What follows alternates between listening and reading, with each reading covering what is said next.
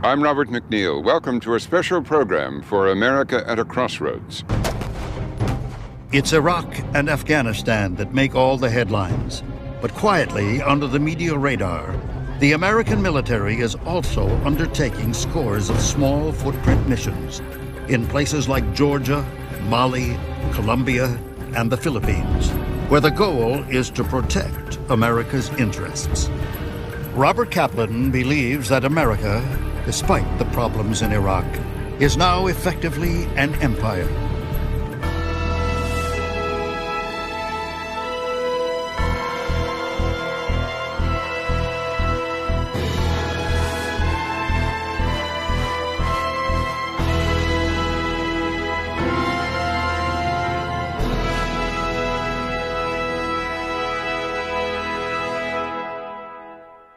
Funding for America at a Crossroads was provided by the Corporation for Public Broadcasting.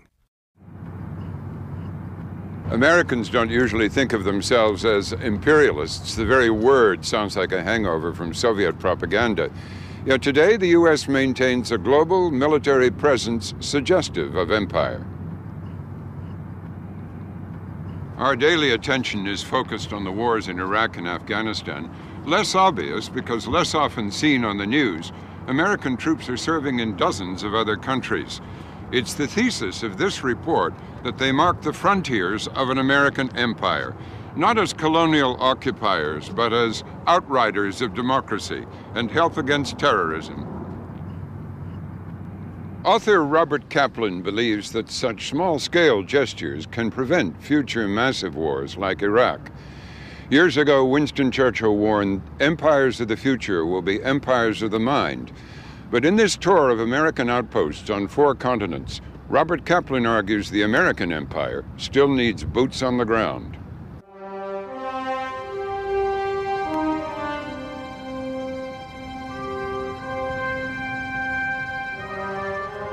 In the first decades of America's life, an ambitious Frenchman, Pierre L'Enfant, designed a capital for the fledgling nation. And he did it on an imperial scale.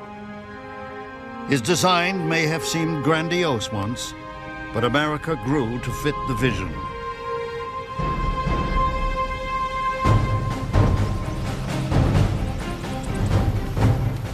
Today, the United States is an economic and cultural giant, and it has a military to match.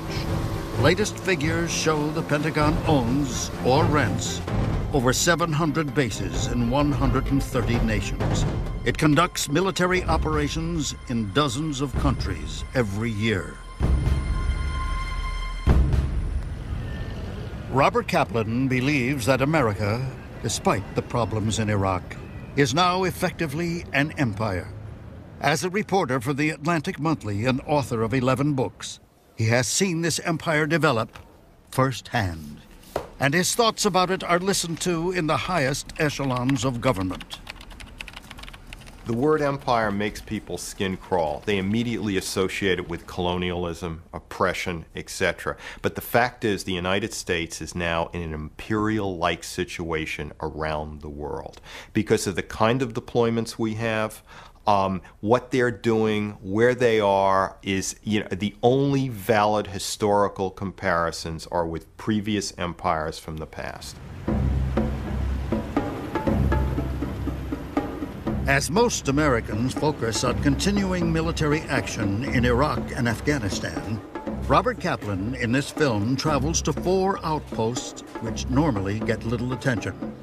Places where the U.S. military is undertaking low-key missions, which Kaplan believes offer a viable alternative to Iraq-style invasions. Each illustrates how the U.S. military is attempting to promote America's interests by trying to build security in key regions of the world.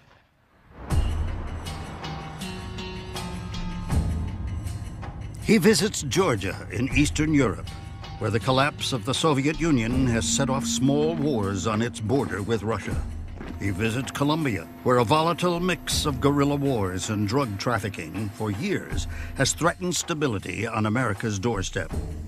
But first, he visits Mali in West Africa and the Philippines in Southeast Asia, which, since 9/11, have attracted heightened interest because of the war against global terrorism launched by President Bush.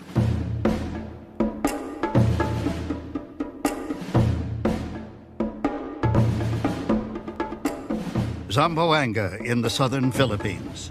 It's poor, undeveloped, and little touched by the hand of government. While the northern Philippines has been Catholic since Spanish colonists arrived in the 16th century, the south of the country has long been mainly Muslim. For hundreds of years, on and off, insurgents among the Muslim population here, alienated from and sometimes persecuted by the Catholic-dominated government in Manila, have waged a war for independence. But in the 1990s, with the rise of fundamentalist Islam, there emerged here a new and more radical Islamic group called Abu Sayyaf. It combined local insurgency campaigns like this bomb attack in Zamboanga in 2002 with links to international Islamist terrorism. Its elusive figurehead and founder, Abdurrajak Janjalani, trained in terrorist camps in Afghanistan. Another link to the group, Ramzi Youssef, was convicted of organizing the first World Trade Center bombing in 1993. Another was caught with plans to use jetliners to crash into prominent buildings in Washington and New York. This is an area not just of local Islamic terrorism, but of terrorism central to 9/11, because the planning for a number of terrorist attacks on New York City and Washington that ultimately were not carried out, but which were planned in the mid-90s, occurred in the Philippines. And there has been a direct Philippine connection, not an indirect one, to 9/11 and a lot of the most spectacular world terrorist attacks. Now, the focus of all this has moved to Jolo, an isolated, largely Muslim island at the southern tip of the country, where the Abu Sayyaf group is holed up. With American help, the Philippine Army has mounted an innovative campaign to flush them out. In charge of the American mission is an Army Special Forces Colonel, Jim Linder. We have a mission. Our mission is to move into Jolo and reduce the recruiting ground and sanctuary for terrorism. This is an extremely dangerous environment. It's combat in every way. We are not on the front page of the New York Times, but I will tell you this, we will take casualties. It will happen, and I don't want people to be surprised by it.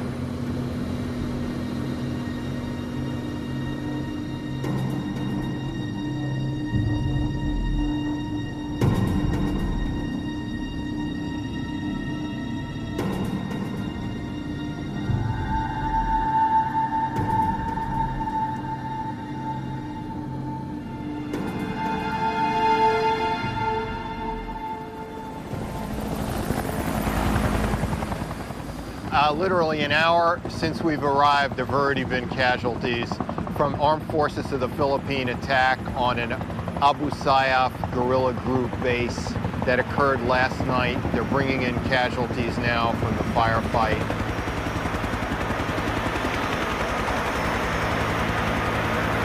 You know, one point that should be made clear, this is the armed forces of the Philippines fighting, not the American army. The American Special Forces are here to assist the armed forces of the Philippines, but not to fight alongside them.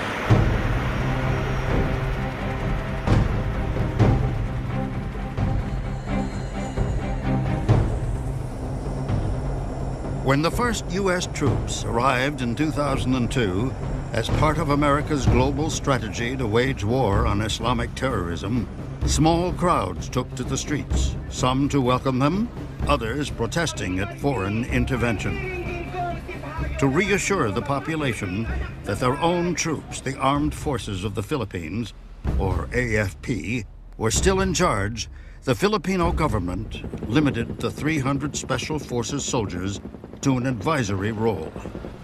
It's really a very small complement of U.S. Special Forces that you see today. Predominantly what you've seen is a lot of AFP forces that provide the security as we move around through the area, because genuinely we're here to support them. We've been fortunate because we haven't had any U.S. casualties out here. But I guess what you saw today is exactly what we're experiencing. It's a very violent area, very violent culture. We categorize this as a Charlie Plus, which is just short of Force Protection Posture Delta, which means attack is imminent. None of this is really new. It's actually a return to where the American empire began. In 1898, at the end of the Spanish-American War, the United States, seeking a power base in the Pacific, sent troops to occupy the Philippines. The islands proved strategically invaluable during 2 world wars and the Cold War, and have been the site of permanent U.S. bases until the 1990s. The original American occupation ignited a long-standing struggle between the Muslim population and Manila. A full-scale guerrilla war erupted between American troops and the local Muslim insurgents, resentful of central rule.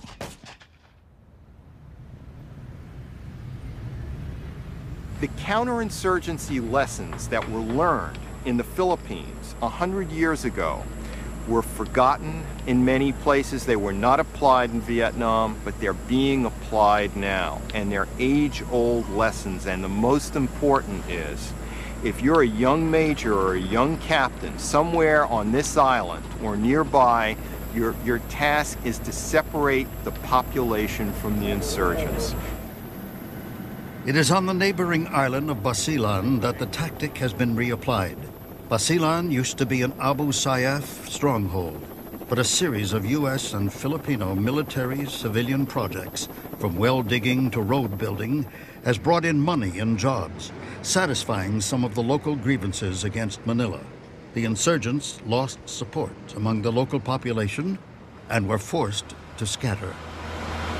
Well, I was last here in the summer of 2003, 2.5 years ago, and now there are a whole bunch of items that I can tick off that are better.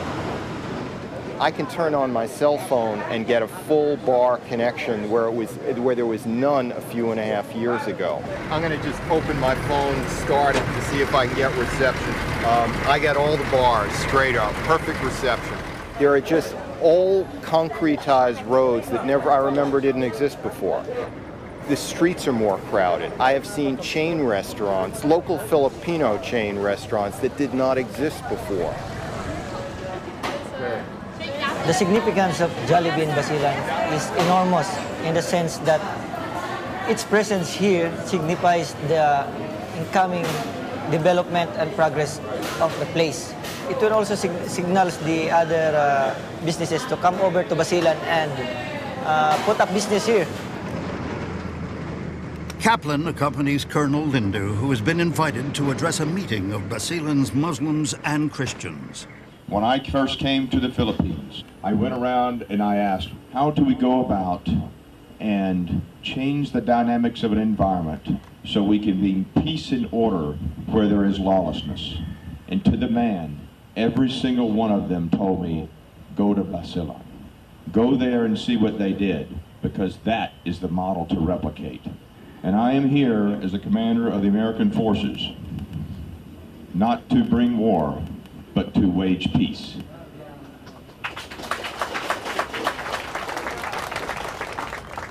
It means that the peace and order situation are getting better. So services like health services can be seen in far-flung areas.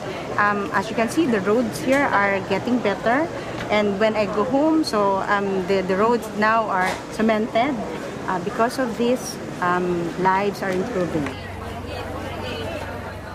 Probably the best sign of progress is that this island is no longer the center of the action. The center of the action has moved on further south to Jolo, which nobody 2.5 years ago thought there was even any chance of trying to get in on. The basic attitude then was put a fence around Jolo, throw meat over the side 2 or 3 times a day and let it be.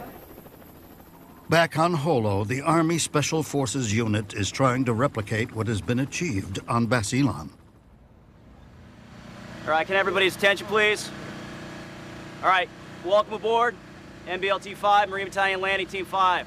Okay, location we're going to is a daycare center. Enemy situations, Abu Sayyaf group, ties to international terrorism.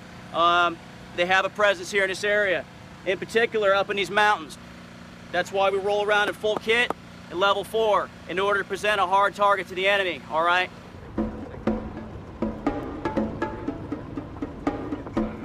With this hard exterior, there's a softer side. So my guidance is one hand on the pistol grip, other hand waves, all right? That way, again, it shows the people that we care and that we're not here just being a bunch of bullies rolling through the area, all right?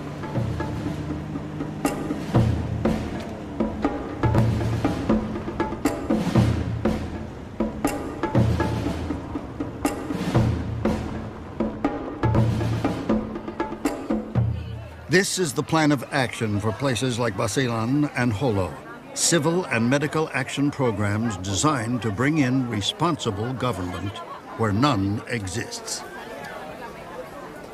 This is a different kind of warfare. It's not about maneuver warfare. It's not about compelling the enemy. It's not about seizing the other guy's capital. Thank you very much. Thanks for volunteering today. Thank you. It's a very counterintuitive environment in many ways. If we are attacked, my reaction is not to go into a fortress. My reaction is to get out of the fortress. This is a people business we're in. In order for us to come out here and help these people make better decisions, in order to come out here and assess what their true needs are, you have to come out here and you'll have to live with them. Yeah, it's good to see you again. Ladies, how are you? It's great to see you again. Abu Sayyaf has support here through family and religious ties, and because they oppose what many here see as a corrupt and repressive regime in Manila. But they also exert control through fear, running extortion and kidnapping operations to fund the bombing campaigns. The hope is that the military presence will enable good government to operate and build trust among the local population. So they're afraid of low-level kidnappings and banditry and violence. And the American public is afraid of big-time terrorist attacks, but there's a link. Oh, yes, yes. They mentioned to you that the first bomber of the World Trade Center, Ramzi Youssef. Yeah, he had a Philippine connection. Yes, he was based in the Philippines. He trained the guerrillas here.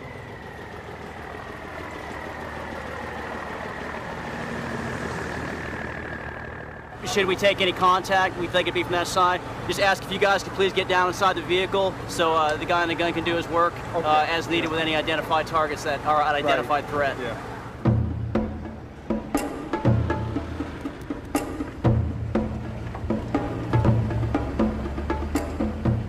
A short drive from the village is a former terrorist camp.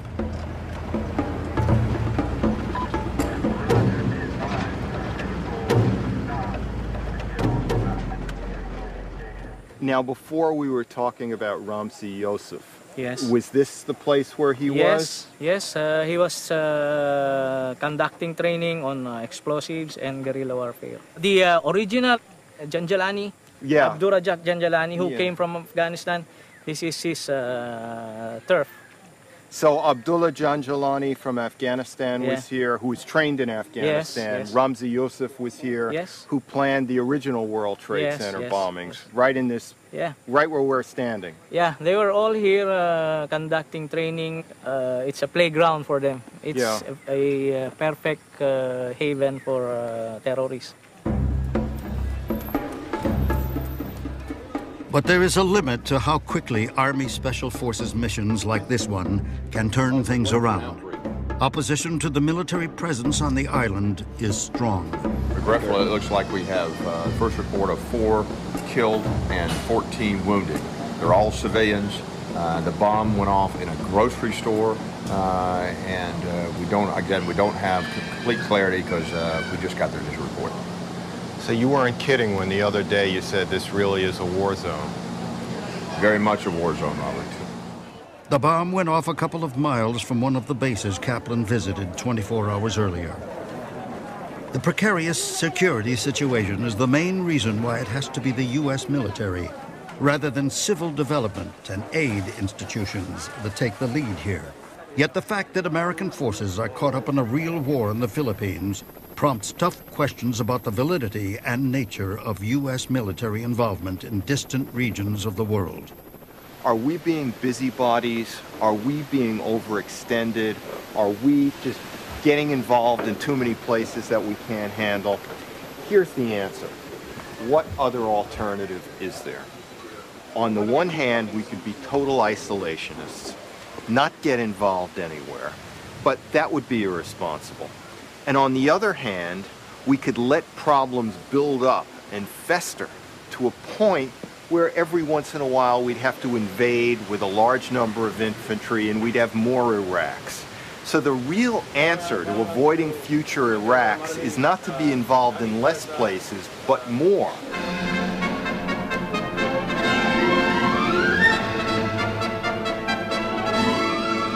One aspect of empire building is surprising.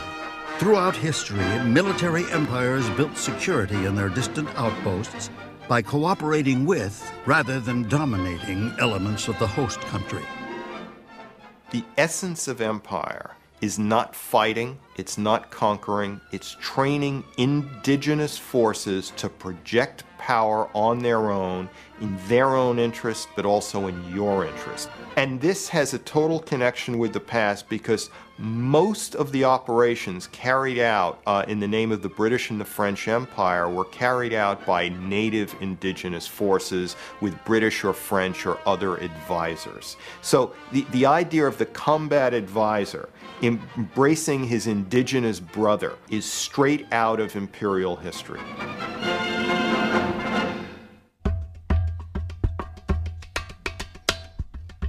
And that is exactly what is going on in a distant corner of Mali in West Africa, where the U.S. military, as part of America's global war on terror, is trying to stop Islamic militancy from taking root.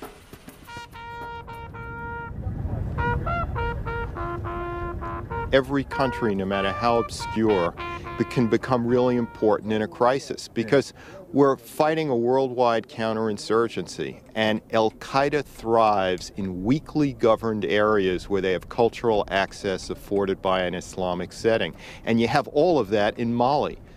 A unit of American Army Special Forces soldiers is on the edge of the Sahara Desert. They're here because the U.S. military wants to counter a threat to security in the region. To the north of Mali is Algeria, a country which has spawned Islamic militants. A quarter of all foreign fighters caught in Iraq are from North Africa. The U.S. military thinks sub-Saharan Africa may be ripe for penetration by Al-Qaeda and its offshoots. It's why special forces are working with Malian troops, training them in techniques to secure Mali's borders and control its vast desert territory. Because it's a low-key mission built on mutual cooperation, there are few objections to the American presence. All right, we got the sights out, we're ready to go. There's a Army Special Forces motto, by, through, and with the Indigs. By, through, and with indigenous forces. It's all about building relationships. The 12-man Army Special Forces team is based in Timbuktu, the fabled desert town that for centuries has acted as an outpost on the edge of the untamed Sahara. Under the French, this region was dotted with colonial forts to subdue local tribes. For Kaplan, the Special Forces base in Timbuktu resonates with historical parallels. If you look at the design on the railing here, this could be French Foreign Legion, the 19th century. And I might add, it's also not very much different from the forts in the Great Plains and the Rocky Mountain West in the second half of the 19th century when the United States Army fought a small unit, high-speed maneuver, counterinsurgency against the North American Indian tribes. And that's why the U.S. Army refers to it as Indian country or Indian country. It's meant as no slight against the Indians. It's just that the irregular guerrilla-like wars in the mid-19th century in North America are operationally and tactically far more similar to the worldwide counterinsurgency the military is facing now against Al-Qaeda than World War I and World War II combined. And like his French predecessor 100 or more years ago, the American commander here, Captain Torre, knows that his mission is all about relationships with the local population.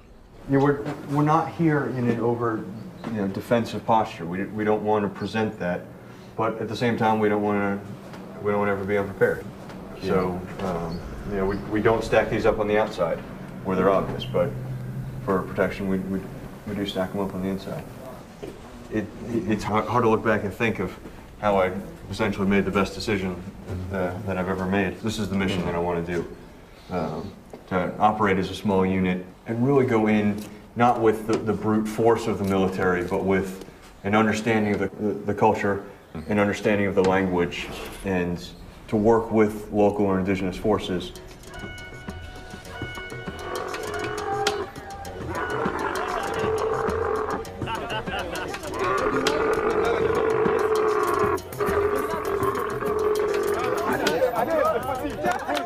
What's really being created is a kind of a warrior diplomat, a chameleon of sorts. Someone who could be a diplomat in the morning, a humanitarian relief worker in the afternoon, and a direct action kinetic operations fighter in the evening.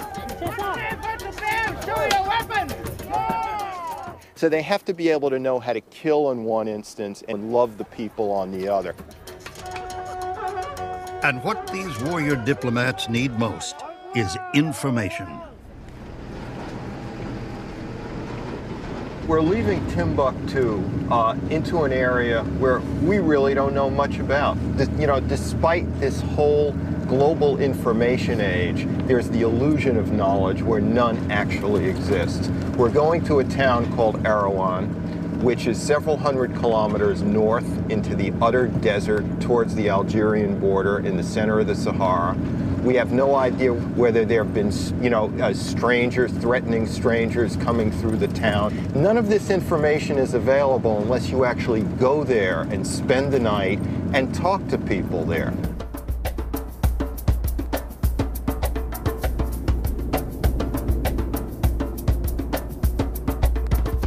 The Sahara has been a crossing point for nomads, as well as smugglers and bandits for hundreds of years.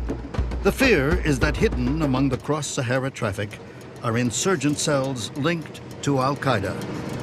They're packing 9mm, a few M4 assault rifles, because again, it's Indian country. You don't know what you're going to encounter out there.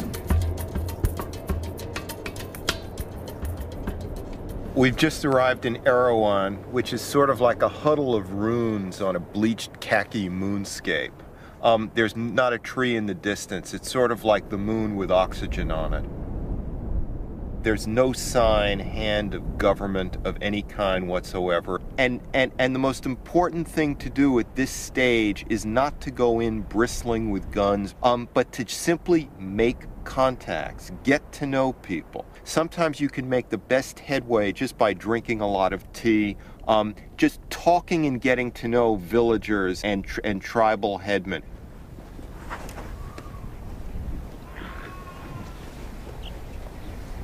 Think of this as a dry land sea, as a vast sandy sea with movements of people where you have a tyranny of distance, because there are too few landscape features to funnel set routes of communication. What all that means is you conquer the tyranny of distance by relationships. You build up relationships. In Erawan, Captain Torre and his team hope to do that by helping to provide some basic services like eyeglasses. For the cost of one F-22 jet fighter, the U.S. military can sprinkle Africa with such small footprint missions. It's just amazing how something this simple can go so far in a place like this. It's really amazing. They'll come in right here into the same room, which is their classroom, and they'll actually be able to see that board. This is the best thing we've done this whole trip. And, as in the Philippines, it's through building a friendly presence like this that the U.S. military hopes to develop crucial sources of intelligence in the global war on terror.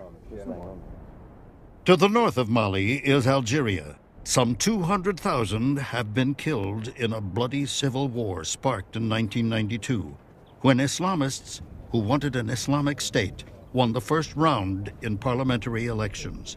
The army nullified the vote and banned Islamist parties. This triggered a bloody insurgency. Chased out by the Algerian authorities, some of the armed Islamic groups have crossed into Mali to take refuge in the vast, uncharted Sahara. In 2002, we were in a shootout with Algerian Islamists. There were about 100 of them. It began at 6 in the morning and finished at 11. When it was over, they had 7 dead and 3 injured. And we had 1 dead and 1 injured. Captain Torre and City, who's one of the sergeants in the team, they were interested in, is there a landing strip? Is there a well? Who's been passing through the area? They want a sense of the movement of traffic through the region, because you cannot separate the strands between simple, normal banditry on one hand and what might be terrorism on the other. For the officer in charge, it's a classic example of how a military and diplomatic Army Special Forces mission, making financial and aid donations in remote outposts, can build relationships across an entire region. In the grand scheme of things, we didn't accomplish much besides drinking tea, if you want to look for a quantifiable result. But the intangibles are what's the most important. The relationships that we've developed here, the ability for us to come back and have them remember this experience. Somebody's going to donate here. Somebody is going to identify this place as a place where donations are needed. Maybe it's someone that we don't want to have influence here, someone who has ill intentions. We need to be providing more support, and that equates to more dollars here than our adversaries. But America's military empire has been about more than combating terrorism. U.S. troops have also been sent to stabilize countries racked by insurrection and criminality, instability that also threatens America. You cannot have liberty without authority, because if there's no authority, there's no liberty for anyone. If there's no functioning police force, if there's no functioning army or law courts, nobody is willing to get out of bed in the morning. Human progress has happened, has been speeded up when you've had strong central government. Of course, you don't want government to be so strong and centralized that it becomes oppressive.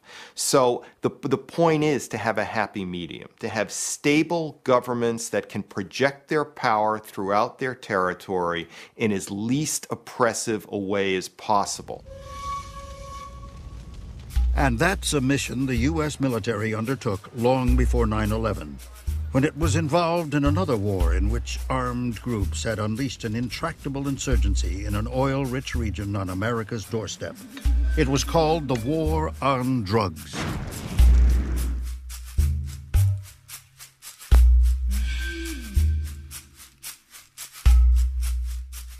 For 40 years, Colombia has been subjected to terror, bombings, kidnappings, and assassinations, carried out by guerrilla groups opposed to a government whose response was often just as brutal. They have been predominantly left-wing, though their Marxist ideology long ago gave way to the most ruthless for-profit killing. What the groups all have in common is that they are funded by cocaine, 80% of which ends up in America. To fight the war, successive U.S. presidents have sent billions of dollars of American aid and U.S. military trainers into the heart of the conflict.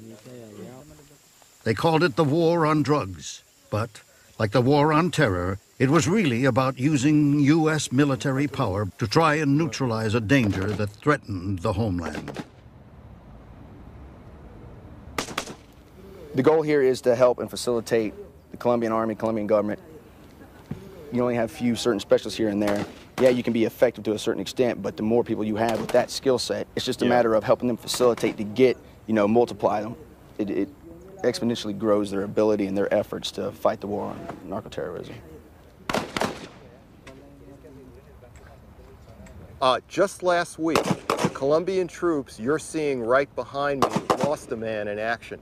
This is a Colombian Special Forces unit that goes out on missions constantly. It could even be taken away from this training to go out on a mission. There's nothing abstract or theoretical about this. This is a combat unit. This is real. And what they're doing now may save their lives. This is what the Colombian and U.S. forces are up against. The sophisticated weaponry of armed groups financed by cocaine profits. It is a conflict. They don't fight with machetes or knives. They are well equipped with powerful weapons and can sustain combat. You really see the extent of the fighting here, that this has been a real combat zone.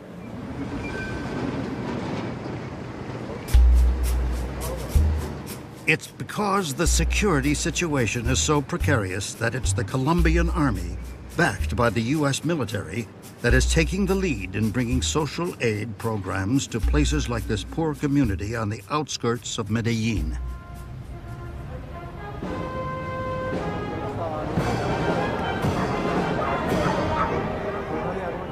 This is a real extravaganza. I mean, basically what we're seeing is one of the most dangerous neighborhoods of Medellin. A few years ago, we couldn't be in here. You'd have 2 or 3 paramilitary drug armies contesting the area. You'd have express kidnappings where they'd kidnap somebody. If they didn't get the money in 2 hours, they'd be killed. Now you have the kind of medical civil action program here with the military providing security that we've seen in the Philippines, Mali, and other places. It's all about context. I mean, the U.S. military has a very sensitive history in Latin America, by no means all positive. But if you just have a very small number of U.S. troops and they're associated with something like a medical civil action program, then it has a good connotation and people see it as a good thing. Bringing social aid into the neglected parts of Colombia's cities is one thing. But the military's major challenge is securing vast tracts of jungle where Colombia's drug armies hold sway. Colombia, you fly around. There are very few parts of the country, in terms of generally, where you can drive long distances. This is a country that's linked by planes, by airplanes, because you have ungovernable spaces controlled by drug armies. And that's the challenge faced by the Colombian government and U.S. advisors.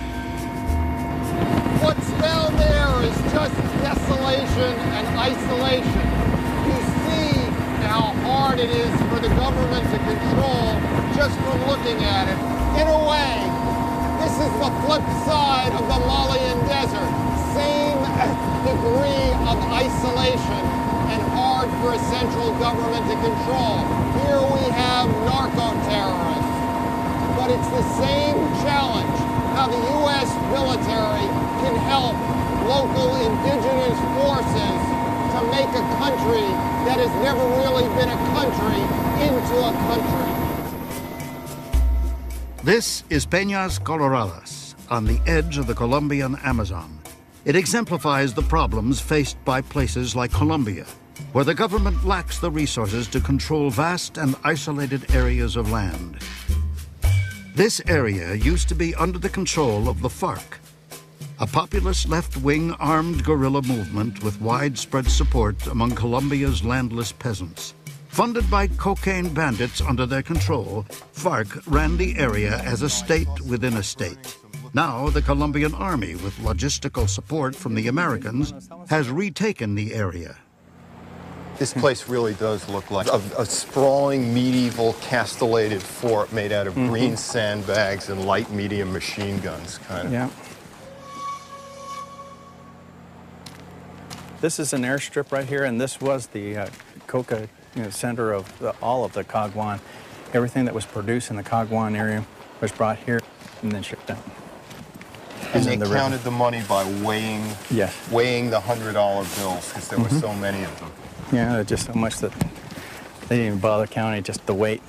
You know, the Raspatinas, or the guys who grew the coca, they bring it here. They give them all the money for it.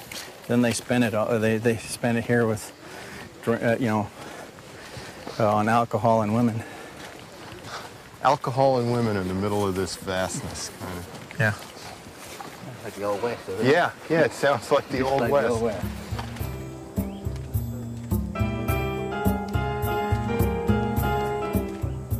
So 2 years ago this month, the Colombian Army took back this town. Yeah, that is correct. What did they find? Were these houses abandoned by then, or were people living in them? Yeah, when the troops were out coming in from the outside going in, the FARC ordered everybody to leave. Yeah, it was all catered to the people. They're bringing in the coca from their farms and stuff. Had places to stay, places to gamble, places to just spend money. Yeah, they have discotheques all over the place. They were able to use the telephone even. I mean, it's amazing all the stuff that they had here. It's all gone. It's like a gold rush town, except instead of gold, it was cocaine. Right. Well, we've seen a fast buck tropical lowland town of prostitution and booze and cash of such large amounts that the $100 bills had to be weighed in order to count them. And we've also seen sadness. We've seen houses that were deserted in the spur of the moment. But again, what are the alternatives here? This action was prosecuted by a democratically elected government because what was going on here, it was an organized crime factory of billions of dollars, and yet there's no sign of any real infrastructure ever being built for the benefit of the citizenry. There is no victory here, totally, but what is the alternative but constant suppression, constant pressure, constant effort? Victory goes to those with constancy. Groups like the FARC are vehemently opposed to American involvement in their country.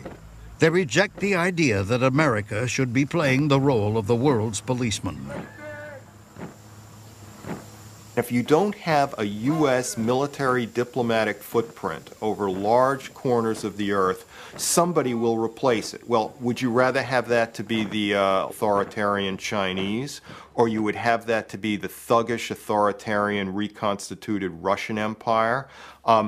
It can't be the Europeans because they're not putting in the defense budgets, the military budgets to do that kind of thing. The UN, as we've seen, is a great idea in the abstract, but look at its record in Bosnia, Rwanda, in southern Lebanon, and many other places we could name. There is no alternative to United States' great power presence around the earth at this moment in history. One of the places where the United States has a new military presence is in one of the most politically sensitive areas of the world.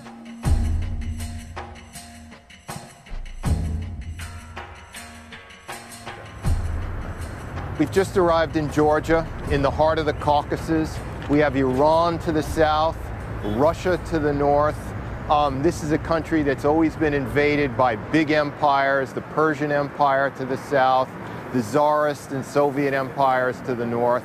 Its borders have never been secure. Where we are now is really on the tectonic plates between where the Middle East crashes up against Europe and against Russia and Eurasia.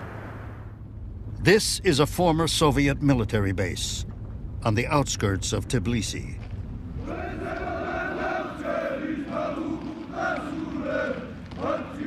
"20 years ago, an American military presence in such a place would have been unthinkable. In 1991, after the breakup of the Soviet Union, Georgia declared independence. Russia, annoyed by its loss of influence, unleashed small wars along the border. Georgia looked to America for support, and America was happy to step in. The U.S. saw it as an opportunity to extend its influence in the oil-rich regions of Central Asia and act as a bulwark against Russia and Iran.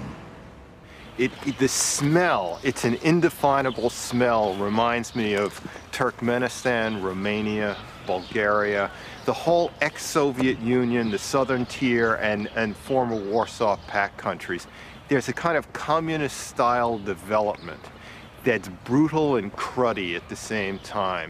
I mean, if you really want to see the change in history, from one empire to another, Rather than go anywhere in the Middle East or in Asia, just travel the shadow zones of the ex-Soviet empire. You will see American military training groups everywhere and bases around here. A small force of U.S. Marines is training local troops. Georgia is one of a number of fledgling democracies in the region that receives American help. The Americans are popular here, a new big brother to underpin Georgia's newfound independence and protect it from its powerful Russian neighbor to the north.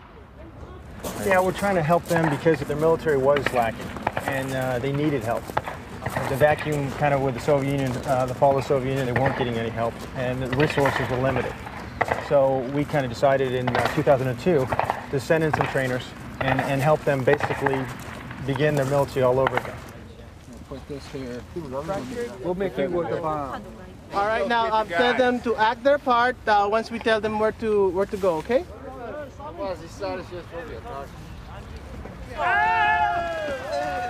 These are the practicalities of retraining a military, replacing the rules of an old military empire with those of the new.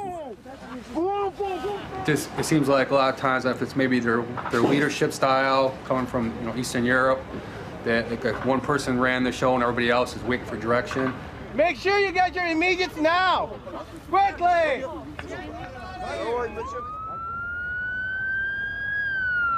We're trying to teach them that if their senior people get knocked out, we want to make sure someone can step up to the plate and continue running fulfilling the mission. We got a bomb! We need more casualties. I need 3 people down here right now. 3 dead patients right now. 3 patients. Oh, you're dead. It's going pretty good. We're causing them a lot of chaos for them. So they got the patients in here. We're going to make sure that they're tracking the patients right. That's our biggest challenge now. So what do you all think of the American military presence in Georgia? Do you think it's a good thing?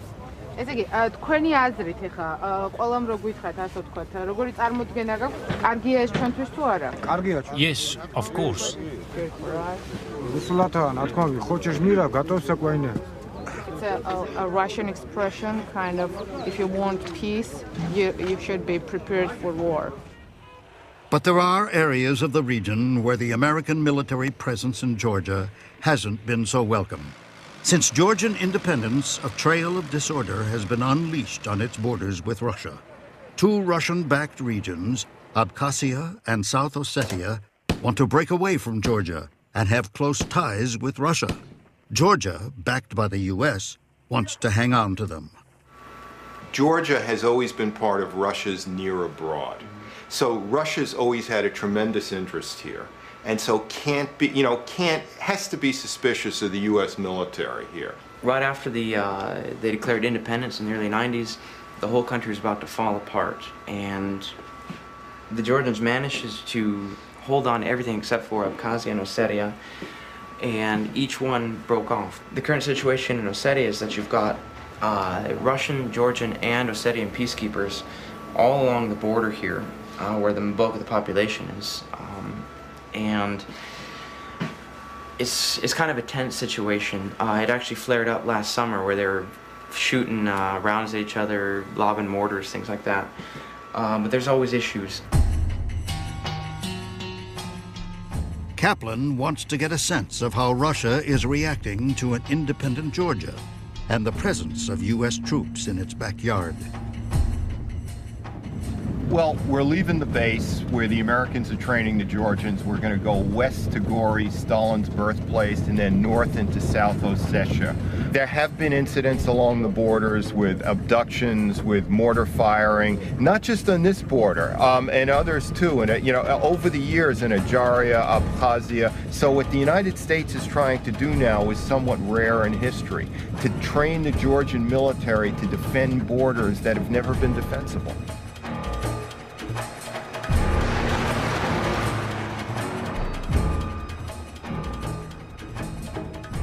It's unclear what there is ahead. When I was last here, there was no border, just a lot of places selling bootleg cigarettes and petrol, which signaled that you had left Georgia and entered the Russian Federation, or what the Russians claimed to be perhaps part of their federation. And this, of course, is the problem, because there is no border. The Russians can flood the Georgian economy with bootleg fuel, bootleg cigarettes. They've been doing this to undermine the Georgian economy. Our American Marine friends and guides, who we've been staying with for the last few days, cannot come with us here. Because right now, technically, we're in an internationally disputed area.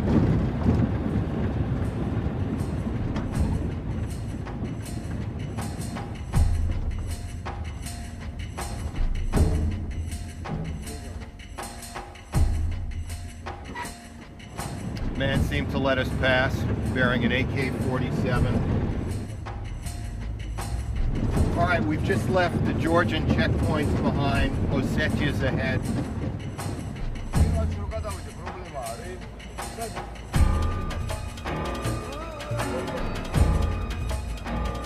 Problem or no problem? Ah, Georgia. No, just let him do what he's going to do.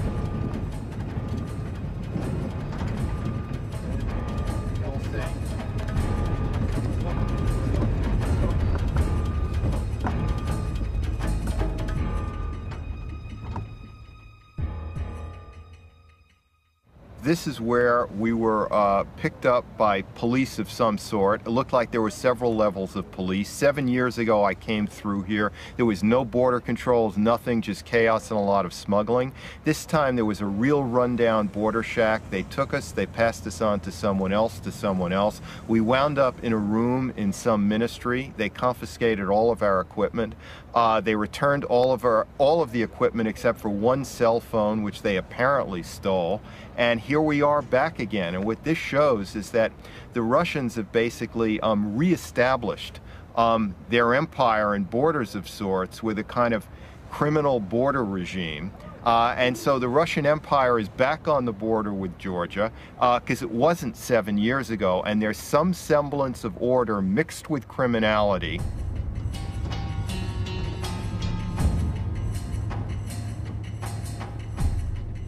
Back in Tbilisi, Kaplan reflects on the dangers of the U.S. presence in the region. So we're producing a product here, a better equipped, better trained Georgian army. And so the question remains, what will it do? Because once you go out and get involved in the world, you're also subjecting yourself to the rest of the world's anxieties. So Georgia is really still on the frontier of many empires and ambitions, Iranian, Russian, and now we are deeply involved. It's Iraq and Afghanistan that make all the headlines. But quietly, under the media radar, the American military is also undertaking scores of small footprint missions in places like Georgia, Mali, Colombia, and the Philippines, where the goal is to protect America's interests.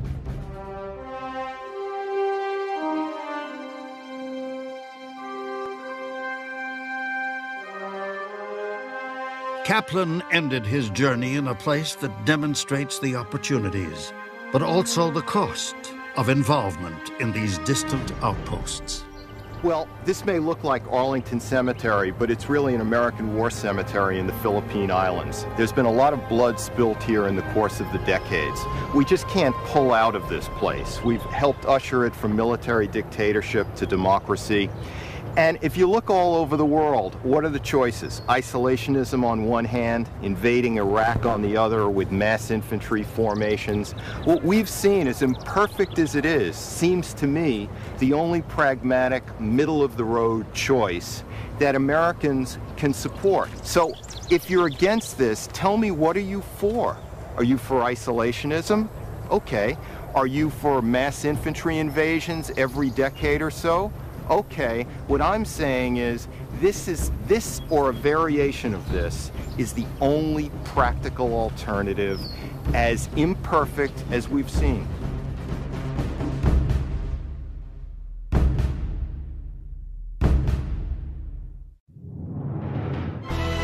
Find interactive maps, discussion guides, and more about America at a Crossroads at pbs.org.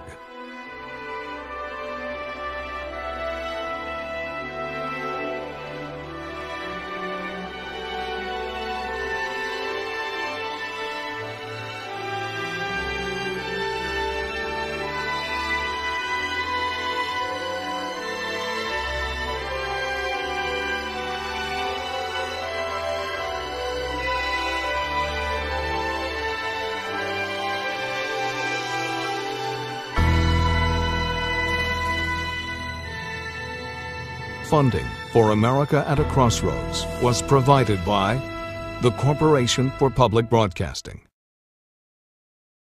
To order this episode of America at a Crossroads or other programs from the series on DVD, call 1-800-PLAY-PBS.